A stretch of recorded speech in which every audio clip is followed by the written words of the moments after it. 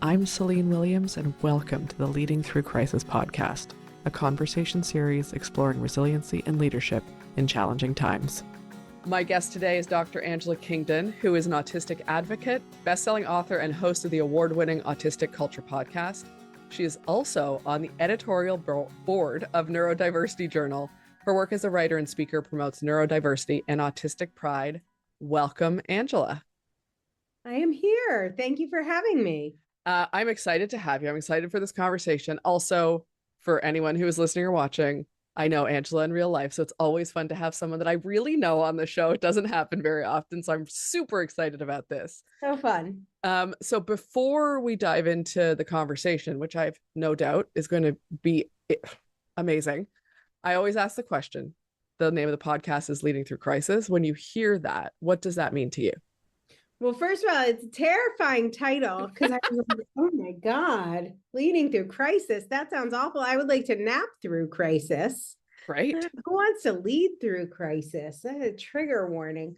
But yeah, no, this is the thing. When you start something, and like I'm a theater person, so it's like if you start a show, if you start a podcast, if you start a company, at anything you start, a lemonade stand in your neighborhood. I think most people's brains, what would make you want to start something is a sense of optimism. No one's like, let's do a play, it'll suck. Right? Absolutely. So you're thinking of all the good things. You're thinking of people applauding. You're thinking of changing people's lives. You're thinking of making people happy. You're thinking about working with people.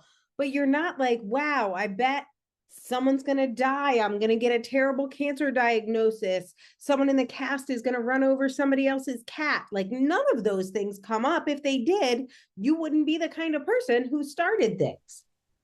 So yes, leading through crisis is, you could just change your podcast name to Leading. Mm-hmm. That is what it is. Yeah. That is what makes us leaders who come back for more of this nonsense. Because you have an idea, you have a vision, and you want to make that real. Maybe the first time it was a surprise, but now I'm like, well, that 8 million things is going to go wrong. So I better really want to make this vision happen. Yes. My son started a business, car detailing business. Good for him. I love this story because if I do any business coaching with you, I will tell you, like, don't do partnerships. They're recipes for disaster. I'm like, I hate partnerships. I always steer people away.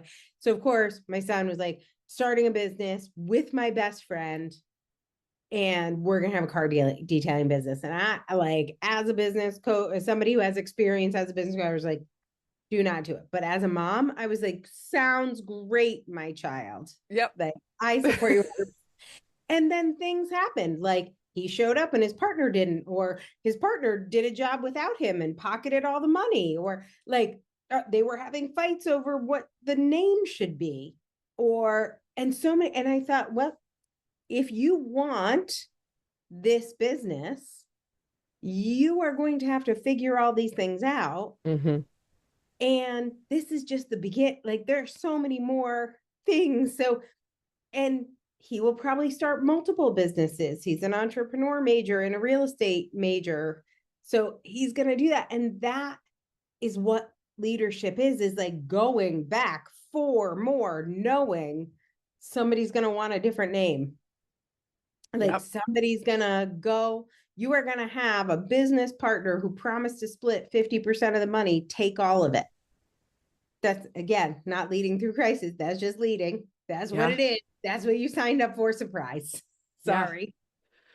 Yeah. No, but so. I love that. And I think it's very apt, right? Like, yes, the podcast is called Leading Through Crisis. And one of the things that I say all the time is that everyone's crisis is different. It's really just challenge or change, and what's constant.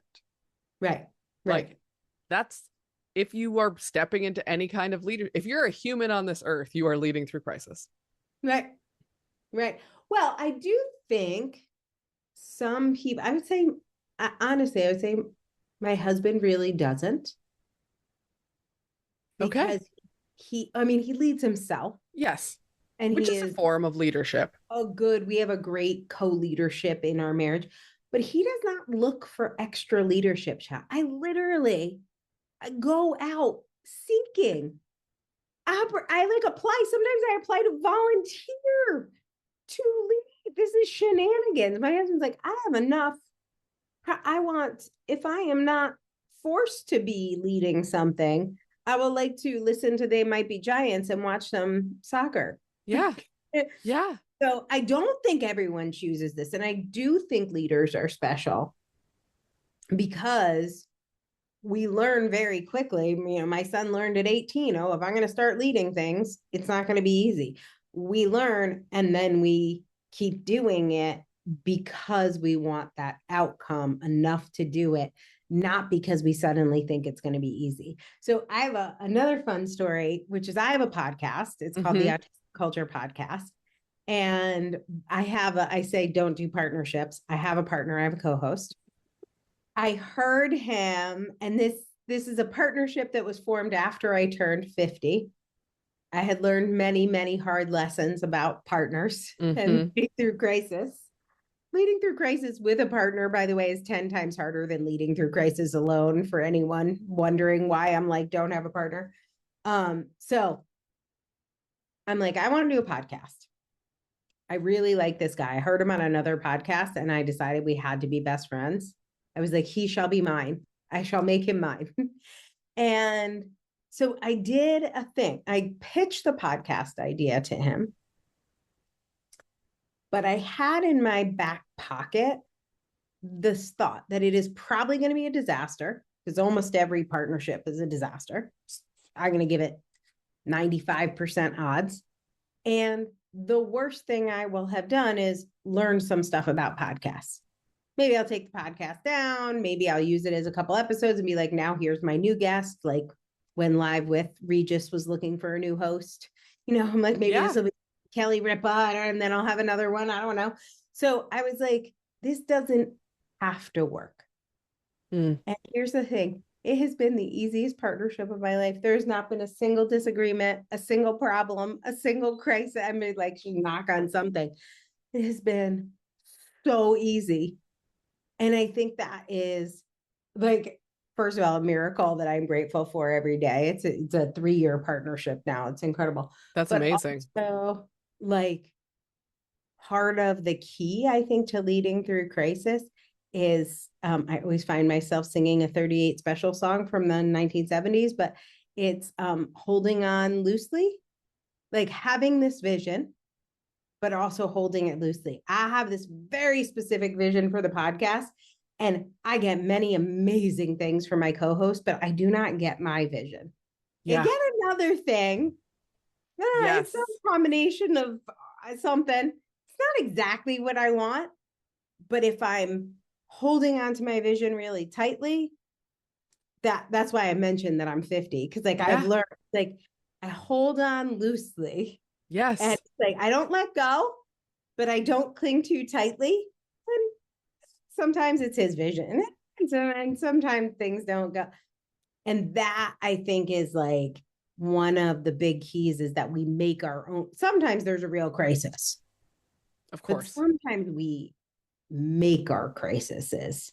And so one of the things that happened is we both moved this summer, like in the kind of back to back. I moved and then he moved. That could have been a crisis. Absolutely. But I just decided it wasn't going to be. I just wasn't gonna. If we miss some episode, I'm like, we're not trying to like evacuate babies from the Gaza Strip. Yes.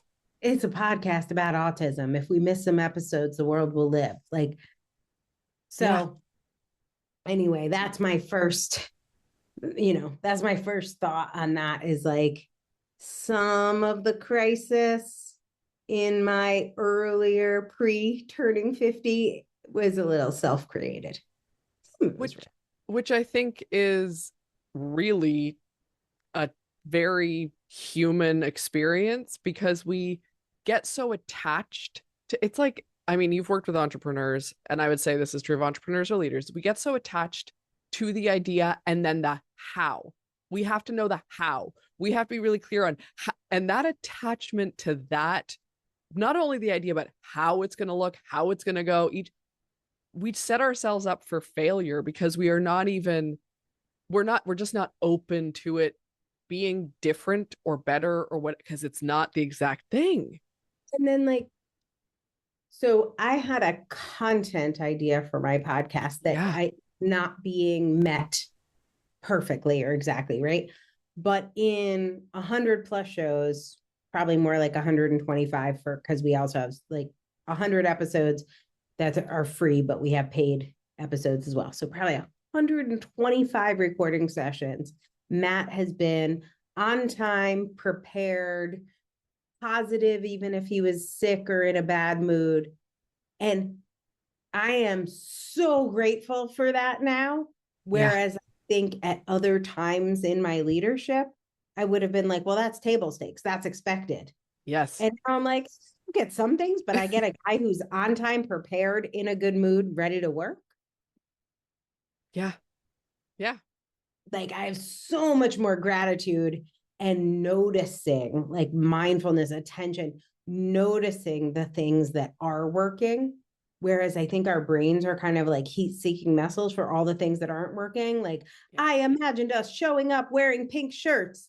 I sent you the pink shirt. Where is the pink shirt? How come you're not in the pink? And so we're like seeing that. And now I'm like, dude's move, his house is full of boxes and he has found a way to pull his microphone out. A+ that didn't get packed in some box. Like, so yeah, I feel like there's the vision for what should be, but there's maybe not respect or noticing part of that vision is happening. Yeah. Maybe in some cases that you're not even seeing. Like I also envisioned he would show up on time in a good mood and ready to work, but I might not have been grateful for that at other times. Yes. I'm curious because I mean, it's as much as it'd be nice to just say it happened because you turned 50. I'm guessing it's not it's not like you hit 50 and we're like, oh yeah, everything's changed. My mindset is this, and here's where I am, and I'm great. I'm guessing it was not quite that simple. So no, you just have to be around enough years for the other things that happen to happen. So I think it is more time served. On the planet. But I do think there are a couple very specific things that happened that changed my leadership style. And I guess some of that is related to time, but some of it's related to circumstances. So I started my business right around the same time that I started my business in 2010. I was diagnosed as autistic in 2012. And in that period between 2010 and 2013, I was still working a corporate job. So even though I technically opened the doors to my business, I was in that transitional phase. Yes. And so, so when I got diagnosed, super busy, 2 toddlers. So Bill, I was head of the household. I was in charge of the financial stuff for the 4 of us. Full-time corporate job, full-time starting a business. And I was just 37 or something. Oh, and going through a very messy divorce that was not completed and was terrible and awful. Child custody, all the things.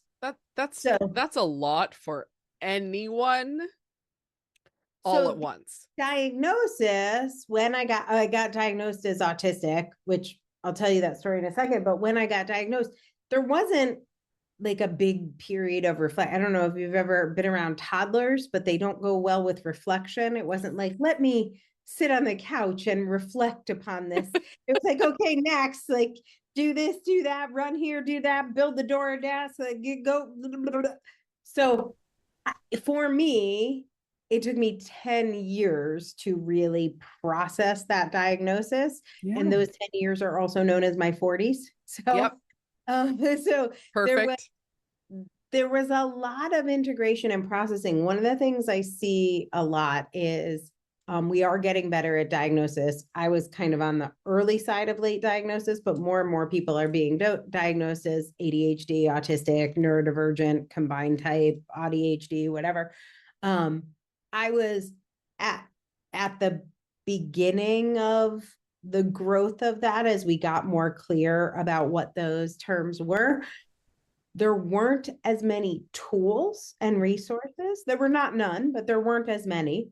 And now what I see is people get diagnosed, and within 6 months, they've started an ADHD coaching business. And I'm like, my friend, you may not be ready to help people with this. I know it feels like you've learned a lot because you've been deep diving and it's all you've been doing, but I know how much I've changed. If I coach people, let's say a year after my diagnosis, there would be almost nothing I said then that I would say today. Yes. Almost nothing would be the same. So, and again, there are more resources now, so maybe I would have consumed more content, but a lot of it was the effect on me and the way I changed and what I learned about myself that couldn't just something I read, but I had to go through cycles around the sun for things to come up, for my kids to get older, to move, to all the things that had to come up.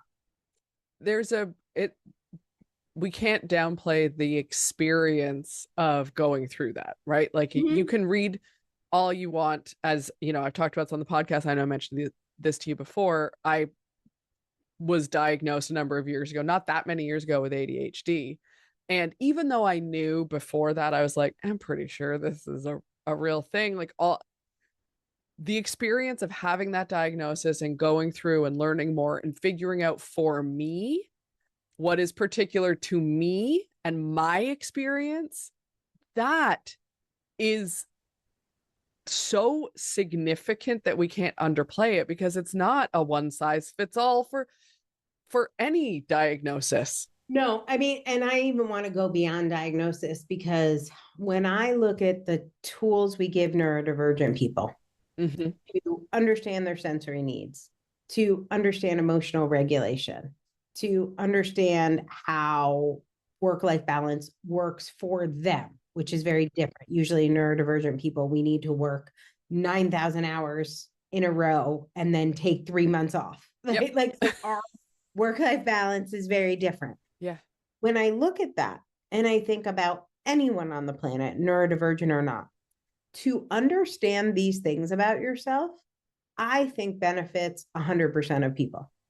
Now, you will need fewer accommodations if you're neurotypical. Yep. But knowing these things bother me, you still are more bothered by loud sounds than lights. You still are more effective with white noise on. Like there are still things you can learn about your sensory profile that will only make your life better, or about your rest needs, or about so many things, your rhythm, what time of day you work. There are all these things that we have to go through to accommodate our environment to what's going to work for us, so we don't end up in meltdown or burnout or things like that, that 100% of people benefit from, I think. And certainly anyone who interacts with neurodivergent people, which, you know, we're 10 to 20% of the population. So every teacher, every, you know, barista, to know these skills is going to benefit you. Manager. I agree 100%. There, like, I think about, this is a very basic example for a reason, but I think about how the expectation in the workplace is like, you are in your desk by 8:30, you have your lunch at 12 to 1, and you leave at 5. And that's what works for. And if that means you have to leave your house at 7 o'clock in the morning, we don't care, because that's the reality. And the number of people that just accept it and they're like, but that's the way it works. Question it. Without ever question it for almost 40 years. Right. How else could it work? Right. And I say that like it seems obvious because I have never been a morning person. So when I had to be in an office at 8 a.m., I was useless in the morning. Useless. That's how we want to pay for you at your least smart and effective. Right. But so many places don't even question something like that, which then means the people who work there aren't questioning. They're not thinking about their own needs. It's like, that's just the way it is. This is what we do. Right. Who cares if it's not best for me? Right. Right. Fascinating. It's totally fascinating. Yeah. Yeah. I'm so I'm curious.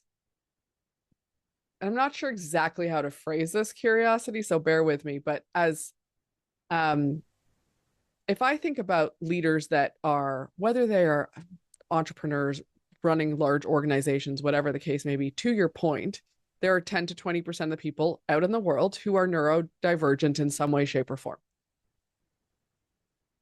When I think of those leaders who hear that, and I know there are going to be some who are like, I don't know what to do with that. Like, what does that mean? How do I show up? What does I don't I don't even really understand what autism is. I don't even really I'm not trying to blow up my life. right. What do I do with this? Um, do you have any advice or thoughts or perspective for them from your experience? Yes, but I want to give you a boring science lecture first. Great. Please hit me. Who doesn't want a boring science lecture on their podcast? They're like, "Oh, I'm listening to this podcast. I'd like some biology." But I mean, okay. I am into this, so I'm gonna just be like, let's do it. Yeah. You guys fast forward if this is boring. Here we go. So in the beginning, autism existed 50,000 years ago. First stone tools were made by autistic people. We've been around forever. We were sometimes known as shaman, because in some communities we were shaman, that kind of role. We were often specialists. So the men would go off for the hunt, the women would go off to gather, and we would be some non-binary person that was an artist or a tool maker, and they would be like, it's that weirdo. We're not sure if it's a girl or a guy, but they're doing a thing with there was not a medical term. It wasn't a medical disease. It wasn't that. There were just some unique people in communities that played a very specific role. Sometimes we were non-speaking. Sometimes we were attributed with spiritual skills, talking to dead people, whatever, all different things. And that, by the way, in Indigenous cultures is still true to a large extent. And then in 1943, autism became a diagnosis, not related to neurodivergence or ADHD, actually related to schizophrenia. And a particular type of schizophrenia, which is called childhood schizophrenia. So schizophrenia, we know usually shows up between 19 and 25. It's part of the development of the prefrontal cortex. But then there are these weird non-speaking, so we're missing most of the autistics, we're missing most people with ADHD. There were these weird non-talking people. They must have schizophrenia. So we called it autism, but we had it super duper wrong. And this is only 80 years ago. Over time, and in the blip of humanity, this is a second. It's no time for all of humanity. So in that time, we have refined the diagnosis to mean many things as we have learned more about it. What I am going to tell you the latest research shows is that this is a genetic disease, not disease, but this is a genetic condition, genetic trait that is passed on very similarly to eye color and handedness, like left-handedness, very similar. And this is what it specifically is. And this is true for all forms of neurodivergence. When you're born, we all have the same amount of synapses, like brain synapses that are connecting things. It's why babies can't focus on the mobile. They can't see your face. Yeah. And then what happens is something called synaptical pruning, where instead of just seeing everything, you know how they'll say you use 7% of your brain? Yep. That's because these synapses are being trimmed, and we're like, oh, I know that face. And then we're like, oh, maybe that's my mommy. She keeps saying mommy. And as the synapses are being trimmed, we make more and more connections. Right. People that are neurodivergent have a difference in how that synaptical pruning panned out. So 80% of people, typical 80-20 roll, middle of the bell curve, have a certain synaptical pruning pattern. It's different for everyone because it's a neurodiverse world. Nobody's the same, but they're within the range, the standard deviation, right? They're there. And it means certain things, like if there's a loud sound, it's annoying and then it's over. Right. And then there are people in the skinny bits and the ends that have very different synaptical pruning, which could mean they don't speak. It could mean when a sound goes off, it's so physically painful that they take to their beds for 2 weeks. Right. Because those synapses have a different pruning pattern. Those patterns are things we call ADHD, Tourette's, dyslexia, autism, bipolar. It means the synaptical pruning is in a different pattern. Right. Those things, but we also do have neuroplasticity, and those things change, and they change over time, and they change with puberty and with hormones and a whole bunch of things. Mindfulness, meditation might have an effect on some of it. So you still have, as a neurodivergent person, the lack of synaptical pruning, which comes from a resistance to mTOR protein. So just like if you had insulin resistance, your mom or your dad probably has insulin resistance. That's why they ask you, do you have diabetes in your family? If you have mTOR protein resistance, which I do and you do, it means one of your parents has mTOR protein resistance. It could show up lots of different ways. Right. I don't think there is anything personally called ADHD or dyslexia or autism. I think those are all made up words and made up recently in the dawn of history. I think there's just neurodivergence, aka all brains aren't the same. If you look at a bell curve, about 10% on either ends are going to have the most variation from the ones in the middle, which would be the same thing as variation for eyebrows or arm length or earlobes or daffodils. Because of course, biodiversity is there's gonna be a homology of form. It's gonna look the same. Yeah. When people hear the word ADHD, they might think crazy professor. Like, I don't think it has all great connotations. She's a little ADHD. Like, when they hear the word dyslexia, I think they've had better press. So they're like, oh, that sucks. Super smart person who was never taught to read. I don't think people think dyslexia, that's a dummy. Yep. I agree. I think it's great Person left marketing. behind. By the way, same chance of them having an intellectual disability or not, like, right. You don't actually know, just better marketing. Mm-hmm. And then the marketing us assholes over here in autism got is non-speaking intellectually disabled people. Yeah. Intellectual disability has nothing to do with autism. You're just as likely to be intellectually disabled if you're autistic or not. But you are more likely to be diagnosed in the 50s, 60s, 70s, and 80s before we understood mTOR protein resistance. So what got them looking at why you weren't speaking was that you had a more dramatic presentation, and they're like, oh, what is this thing? We'll call it autism, not really realizing the full breadth of what autism is. So now, and then there's the movie Rain Man, which had a big effect. By the way, he doesn't even have autism. He's like savant. He is neurodivergent, though. He does have a resistance to mTOR protein, but that's not what autism. He's the one who doesn't look like autistic. I look plenty autistic. Thanks. Yeah. So, so that, I think, label, any of those labels, ADHD, dyslexia, or and I would say they're like, dyslexia is super positive. Shouldn't be. We know nothing about those people from that label. ADHD is little positive, little negative. Shouldn't be. We know nothing about those. And autism is like this terrible tragedy. You should be institutionalized and you can't feed yourself. Yep. Which is a percentage of autistic people, also a percentage of ADHD people, also a percentage of dyslexic people, also a percentage of neurotypical people.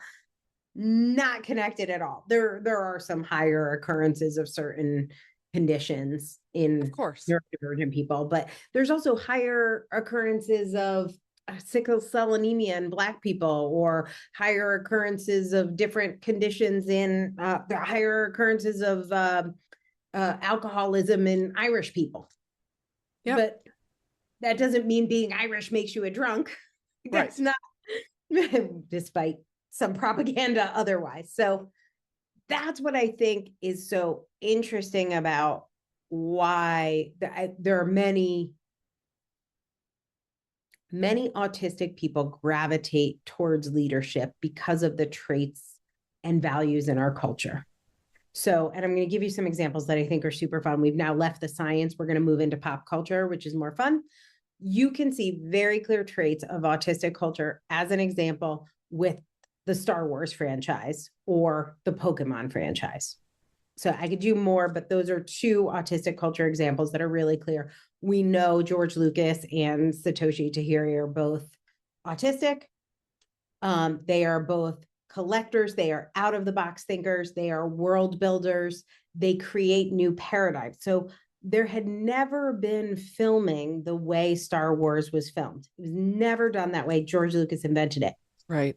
Till an autistic person invented stone tools or suspension bridges, nobody thought that was possible. Or Copernicus saying like, no, we do not revolve around the sun. The sun revolves around us. People are like, you're whack, my guy. Let's put you in jail. That is autistic culture, seeing things and making those connections. Why do we make those out of the box connections? Hyperconnected brain. The exact reason why a loud noise can put us in bed for 2 weeks with the right synaptical pruning profile. Yeah. So we are born leaders because we are born to see world building, visions, out of the box thinking. It doesn't mean every single autistic person is a leader, because there's diversity in everything. But many autistic people have a very clear business vision that they have to see through. So one of my favorite is Edward Muybridge, who is the inventor of motion pictures. He had a tragic fall. His neurodivergence, we think he was autistic, but he has neurodivergence that came from a traumatic brain injury. So inflicted potentially in addition to born with.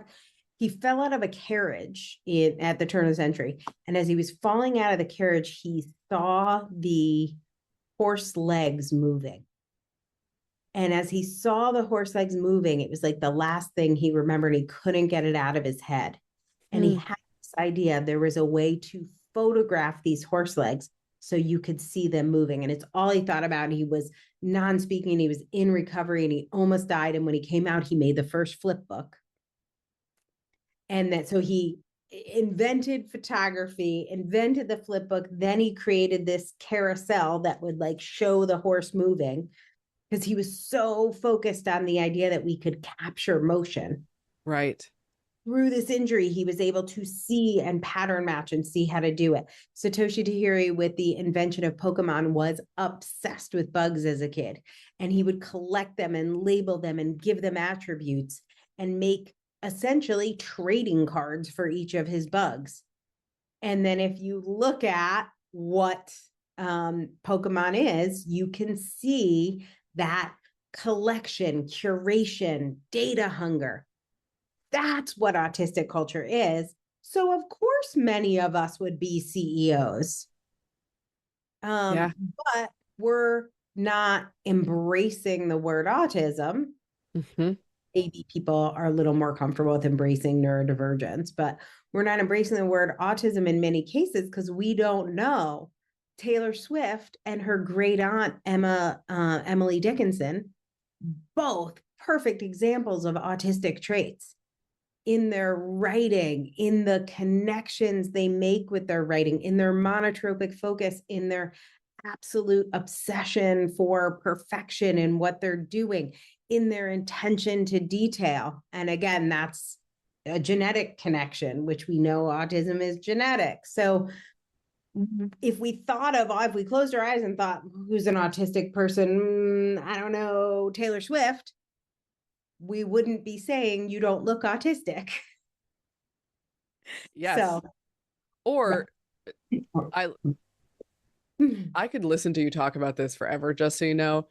And the thing that came to mind is, besides the marketing of autism has been really terrible. Like terrible. That's why the Autistic Culture Podcast, we have taken on the job of PR department for autistic everywhere. Yes, we are the autism PR department. Yeah. But it's really necessary because, to your point, if people thought of Taylor Swift when they thought of autism, if they thought, then the reaction in general in the workplace in whatever environment would be so different. Instead of, we were talking about this before we hit record, which is at best what you get now is like, oh, but they have Asperger's. Still, like, Right. like that's some exception that makes it. Well, I'm going to tell you a brand new thing I learned about Asperger's. So I don't know if all your listeners know this. So if you use the word Asperger's, it's not fine, but it's fine. I'm going to teach you some things that might make you want to use a different word. When I was diagnosed with Asperger's. Yep. Sometimes the term high functioning is used. That's equally terrible. I'll explain why in a minute. There are other labels for a label that is also stupid. Because remember, most of human history, all of human history, there have been autistics. Most of it, we didn't have this particular label. Right. I don't know that weirdo is helpful, but we have always been there. The label has not. Yep. So the Asperger's label, the reason why we stopped using it is the real reason we stopped using it is that it causes harm to everyone, because there are times when I might be high functioning, but there are times when I am not high functioning. And by calling me Asperger's or high functioning, it's very hard for me to get support.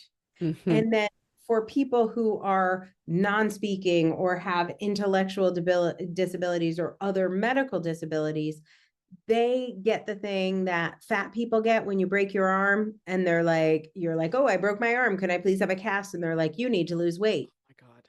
Right? Yeah. Which is not helpful. Thank you very much. So all of their actual medical issues and needs are ignored because it's all put into this bucket called autism.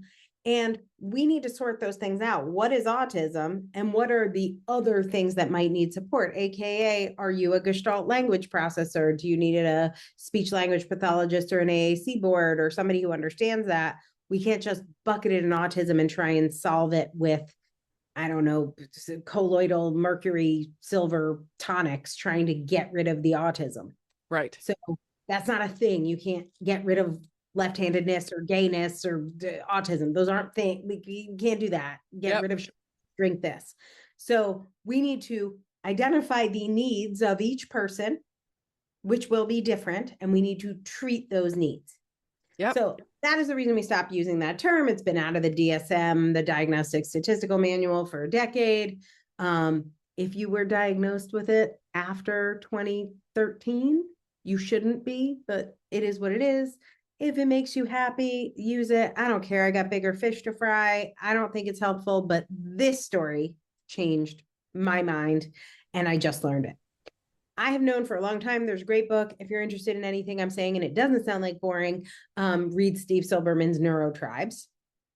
And I learned this story in this book that there was a doctor named Hans Asperger's who studied autism in Nazi Germany. And they, as part of the Nazi Germany project, they obviously, anybody that was ill or sick wasn't good for the master race. And so they eliminated those people to purify the race. And so if you were like a non-speaking autistic person who was banging their head against a wall and wasn't able to communicate and get their needs met, and obviously they didn't have spell boards, they weren't trying to meet your needs, they eliminated you from the planet. You went into a bucket called people not worth having. Mm-hmm. And if they could do gene splicing and just have those babies not born, they were let's get rid of them. But there were some hand-chosen people that Hans Asperger's picked that were known as Asperger's kids, that he was like, these are good ones. We shouldn't stick them in the incinerator. And I got diagnosed as Asperger's. And so I always thought, even though this is gross, I would have been one of the ones that Asperger saved, right? Like, I'm like, oh, I'm good. I'm high functioning. I have Asperger's. I'm the worthy, savable one. The Asperger's, when people are attached to the title Asperger's, they really just want you to know they're the good kind. Yep. Not the bad kind. I'm the good Yeah. kind. Yeah. You'll see. I'm this. You should save me. Don't stick me in the incinerator. That's what it means. So I've known this story for quite some time, but yesterday I learned a new thing. And I know it's true, but I have not personally done the research. But I will tell you as soon as I tell you, this is going to hit you and you're going to be like, oh, that sounds right. The story about Asperger is he picked out the ones that were worthy of saving. And Asperger's kids were the ones worthy of saving. I made the assumption that meant they were smart, had a high IQ, could mask socially. And this woman commented and she's like, have you looked at Asperger's notes? You could go to this library in Germany and you could read Asperger's notes. He wasn't saving the smart ones. He was saving the smart ones who were willing to do the dirtiest jobs of the Nazi regime. He was saving the ones that could be malleable, which there's a whole thing about autistic naivete. Yeah. He was saving the world builders who wanted to build gas chamber systems. He was saving the ones that could support the Reich. Of course they were. They weren't like, well, she's a pain in the ass rebel rouser. Let's save her. Yeah. Greta Thunberg wouldn't have had Asperger's. She wouldn't be an Asperger's kid. Me and Greta, we're in the incinerator with all the non-speaking kids. So Asperger's doesn't mean the good ones, the smart ones, the ones that will add to the community. It means the ones that will add to the Reich. It means the malleable ones, the perverted ones. The Elon Musk would have been fine. You'd have done great. No problem. We would have saved him. He's Asperger's kid. Yep. Aaron Trump and his dad, they would have been Asperger's kids. Mark Zuckerberg, there's an Asperger's kid. But we're out. Yeah. Brandon makes it. We're out. Yep. Probably almost no women would have made it, even if they were identifying us as Asperger. But that is not what was happening. So it is very like, as soon as you said that, I'm like, they weren't keeping the people that were going to fuck with the Reich. Of course not. They were keeping George Lucas if they could get him to make films about how awesome the Nazis were. Yeah. But he was going to be a pain in the ass about it. Yeah. So my friend is why we don't use the term Asperger's. I'm just going with autistic. Yep. And I hope that anyone who is listening or watching this who still use that term is now like, and we're done. Right. I might retire that one. It was really hard for me to retire. And this is why I say I do have, first of all, I like being the good one. There's like the bad autism and the good autism. I want the good kind. Or people with a little bit of autism or mild. Oh, my partner's diagnosed with mild autism. I get it. You're the good one. I got it. Yeah. We could just see that. And if you have needs that need to be supported, we could support them. And if you don't have needs, that's fine. We can move on with our evenings programming.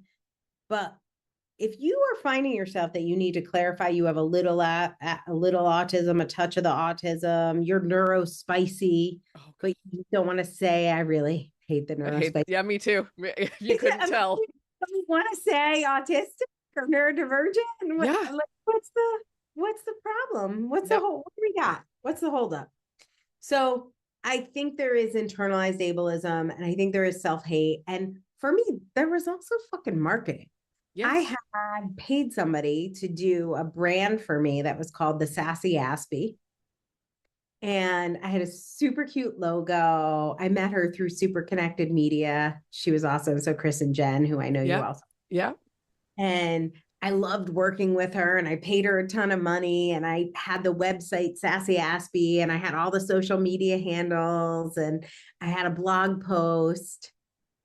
Like, I was very attached to that term. Yeah. I invested in it. But then I was like, not sure I want to be associated with Nazis. That was like the first thing.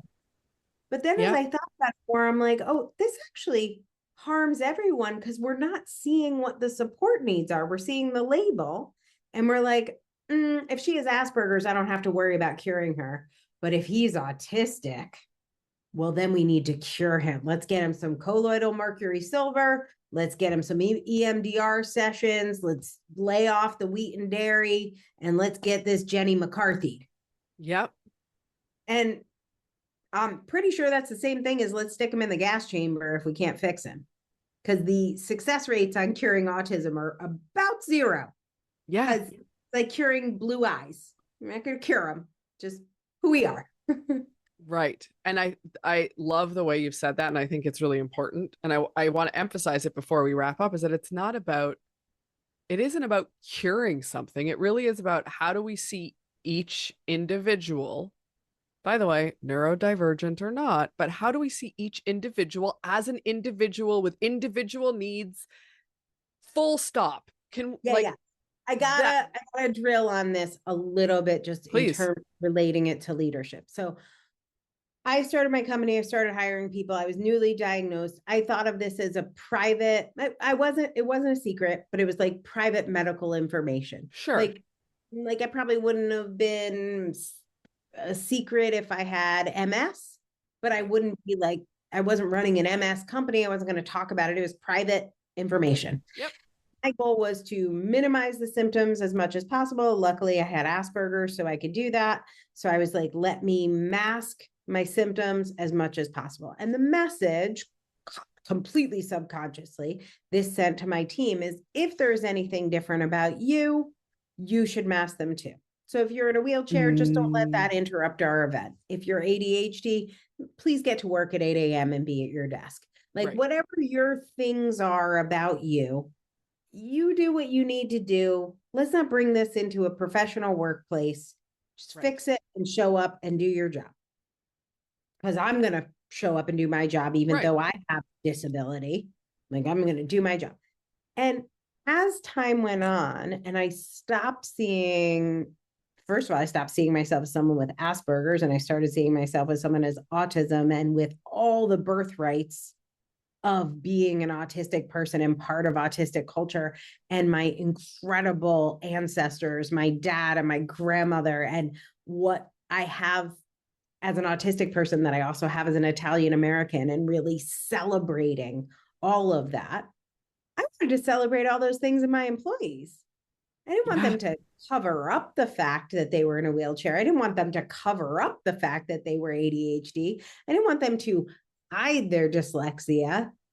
I wanted to celebrate it as much as they wanted to.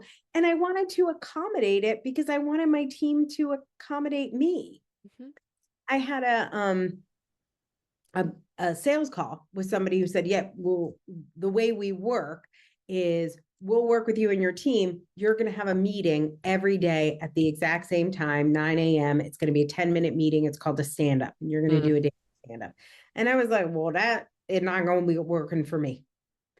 That literally will make me want to quit my job, file for bankruptcy, and run to Canada.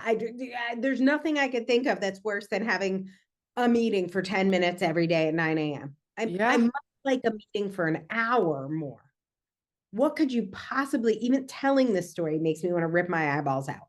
I don't want that. That doesn't work for me. So it's not going to work. No. It's not going to work. I did not hire this person, but, and to be fair, he didn't make me an offer because I was like, I can't, it wouldn't work for me. Your 10-minute stand-up might work for you.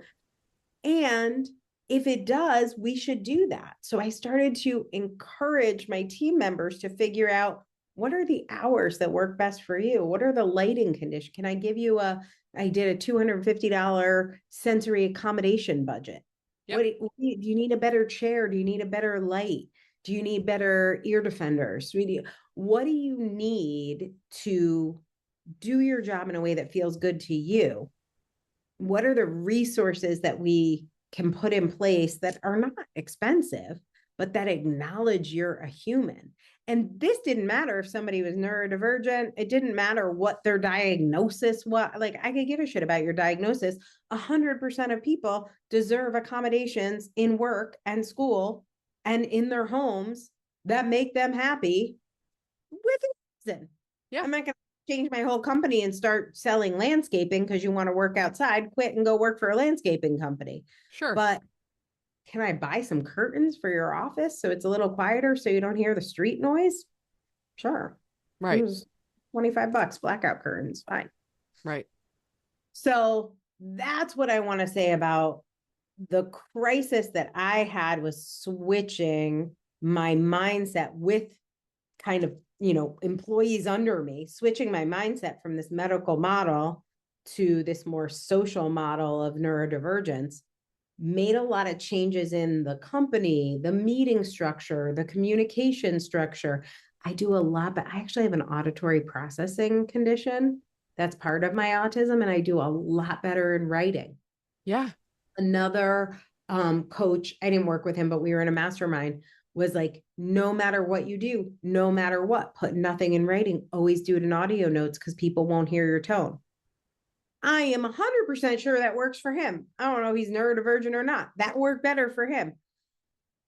No, not for me. Doesn't work for me. So instead, I was like, here's how my tone sounds in writing. Here's what I mean. And if you are going to interpret it another way, we are going to have an HR conversation every single time. Yeah. Because do not interpret for my tone. If I ask a question, it does not mean I think you're doing a bad job. It means I want the answer to the question.